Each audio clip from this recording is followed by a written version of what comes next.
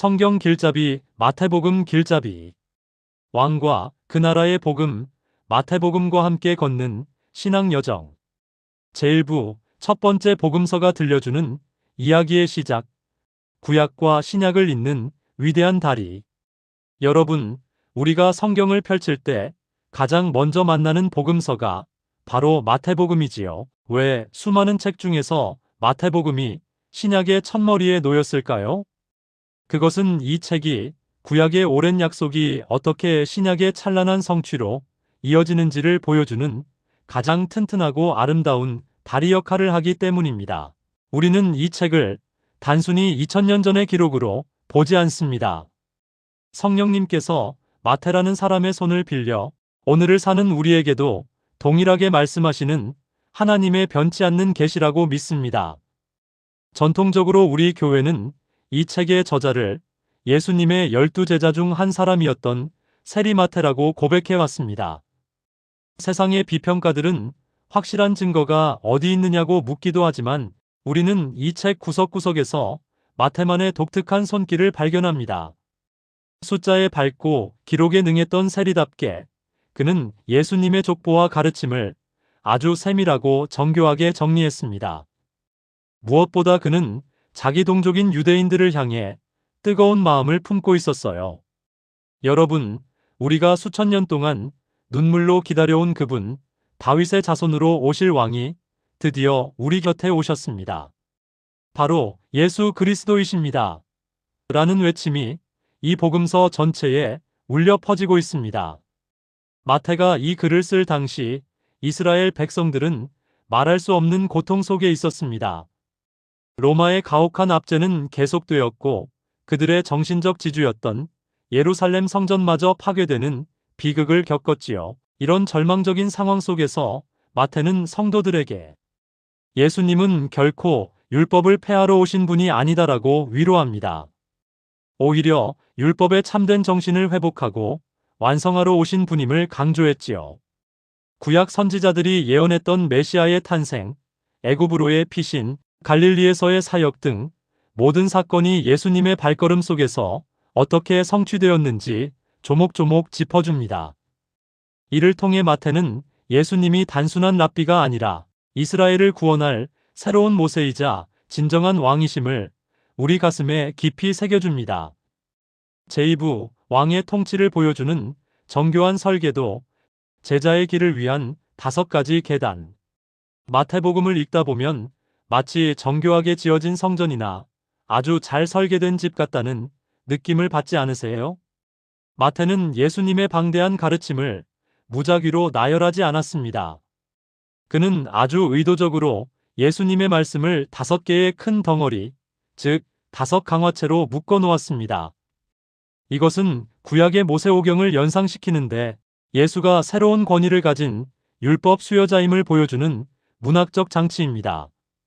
그 구성을 자세히 살펴보면 이렇습니다. 먼저 5장부터 7장까지의 산상수훈은 하나님 나라의 헌법과 같습니다. 그 다음 10장에서는 제자들을 전도 현장으로 보내시는 파송 강화가 나오지요. 13장에서는 하나님 나라의 비밀을 비유로 풀어주시고 18장에서는 믿음의 공동체가 어떻게 서로 사랑하며 살아야 하는지, 그리고 24장과 25장에서는 마지막 때를 준비하는 제자의 자세를 가르치십니다. 이 5개의 기둥 사이사이에 예수님이 행하신 기적과 사건들이 배치되어 있습니다.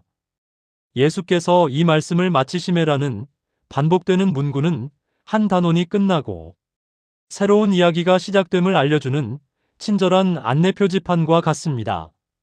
학자들은 또 다른 관점에서 이 책을 세 부분으로 나누기도 합니다. 처음에는 왕이신 예수님의 탄생과 준비 과정을, 그 다음에는 갈릴리를 중심으로 선포된 천국 복음을, 그리고 마지막에는 예루살렘으로 올라가 고난받으시고 부활하시는 긴 여정을 보여주지요. 이것은 단순히 예수님의 행적을 적은 일기가 아닙니다. 왕이 이 땅에 오셔서 나라를 선포하시고 자신의 권세를 증명하신 후 마침내 십자가라는 역설적인 보좌에 앉으시기까지의 과정을 보여주는 장엄한 왕의 대관식과 같습니다. 우리는 이 정교한 설계도를 따라가면서 예수님을 단지 도덕적인 스승이 아니라 내 삶과 온 우주를 다스리시는 진정한 통치자로 고백하게 됩니다. 제3부 읽기 어렵지만 보석 같은 말씀들, 십자가의 안경으로 보는 난해의 구절들, 마태복음을 깊이 읽다 보면 가끔 고개를 갸우뚱하게 만드는 어려운 말씀들이 등장합니다. 그럴 때마다 당황하지 마세요. 그 말씀들은 사실 더 깊은 진리로 들어가는 보물지도의 입구와 같으니까요. 대표적인 것이 11장 12절에 천국은 침노를 당하나니 침노하는 자는 빼앗느니라는 말씀입니다. 천국이 폭력에 의해 약탈당한다는 뜻일까요? 아닙니다. 이것은 하나님 나라가 복음의 능력으로 우리 삶의 현장에 아주 강력하고 역동적으로 뚫고 들어오고 있다는 선언입니다. 어둠의 세력이 막으려 해도 멈출 수 없는 복음의 진군을 보여주지요. 동시에 그 나라를 간절히 소망하는 자들이 뜨거운 열정과 결단으로 그 통치 아래 들어가야 함을 도전하는 말씀입니다. 또한 27장 25절에서 빌라도 앞에 모인 군중들이 그 피를 우리와 우리 자손에게 돌릴지어다라고 외치는 장면이 나옵니다. 이 구절은 역사 속에서 유대 민족을 비난하는 근거로 잘못 쓰이기도 했지만 마태의 진심은 그런 것이 아닙니다. 이것은 당시 종교 지도자들이 자신들의 선택에 대해 법적인 책임을 전적으로 지겠다고 선언한 관용구입니다. 하지만 여기서 우리는 성경의 놀라운 역설을 발견합니다. 그들은 저주를 자청하며 피의 책임을 외쳤지만 우리 예수님은 그 피를 통해 오히려 그들을 살리는 길을 여셨습니다. 26장에서 예수님은 제자들에게 말씀하셨지요. 이것은 죄 사함을 얻게 하려고 많은 사람을 위하여 흘리는 바 나의 피, 곧 언약의 피니라. 인간의 악한 외침마저도 하나님의 구속적인 섭리 안에서는 온 인류를 살리는 속죄의 도구가 되었습니다. 이처럼 어려운 구절들도 결국 십자가라는 사랑의 안경을 쓰고 보면 하나님의 깊고도 오묘한 구원 계획이 담긴 찬란한 보석으로 변하게 됩니다. 제4부 마태복음이 우리 가슴에 새겨주는 핵심 신학, 임마누엘과 제자의 삶. 마태복음이 우리에게 전하는 가장 가슴 벅찬 메시지는 무엇일까요? 저는 주저없이 임마누엘을 꼽고 싶습니다.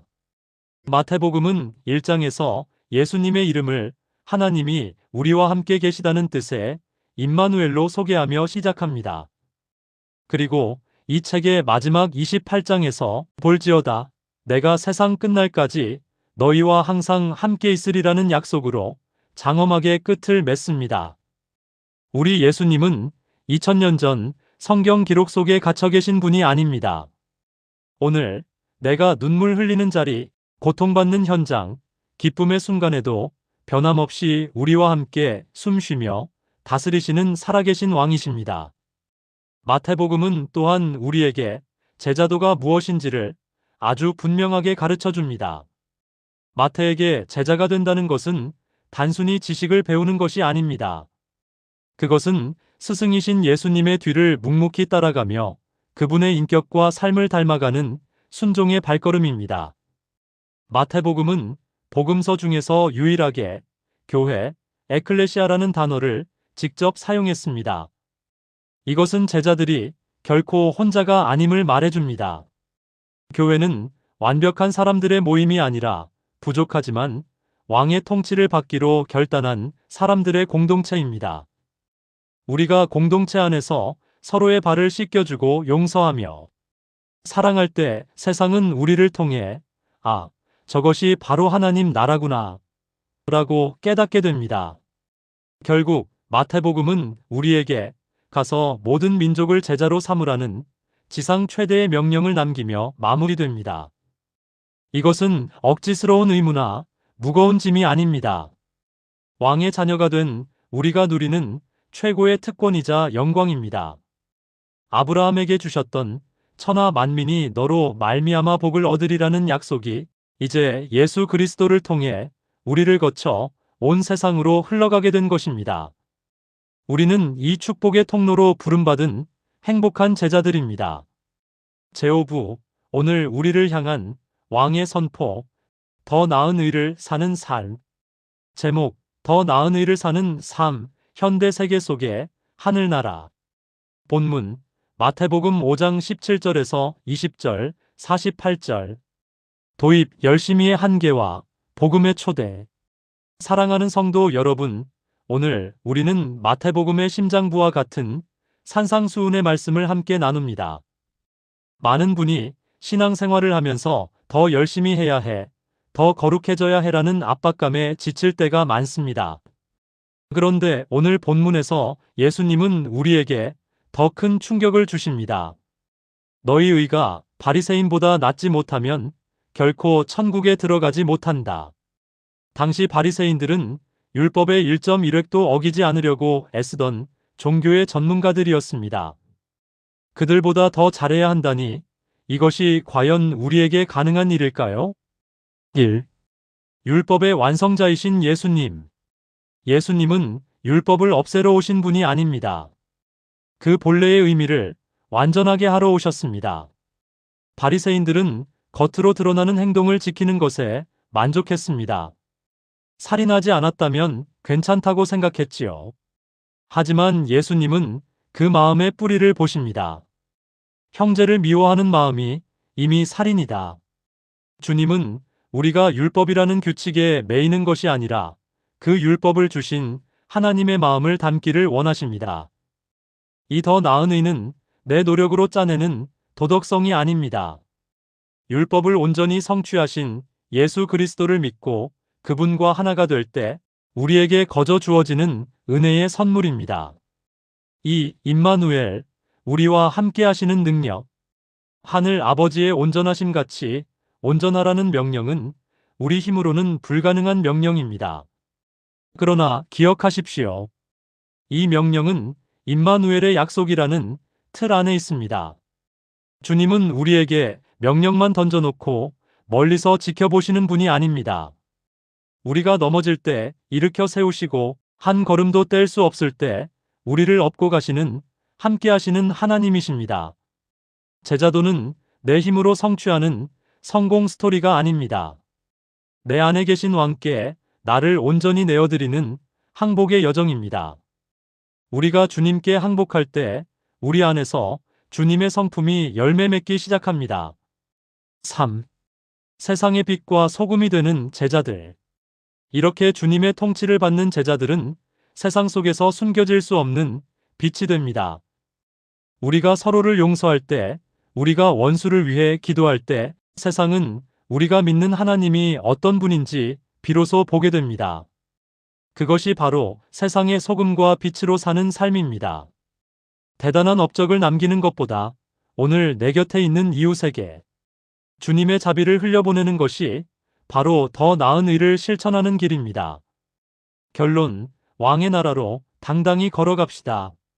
사랑하는 성도 여러분, 오늘 왕이신 예수님은 여러분을 그 나라의 시민으로 그분의 제자로 초청하십니다.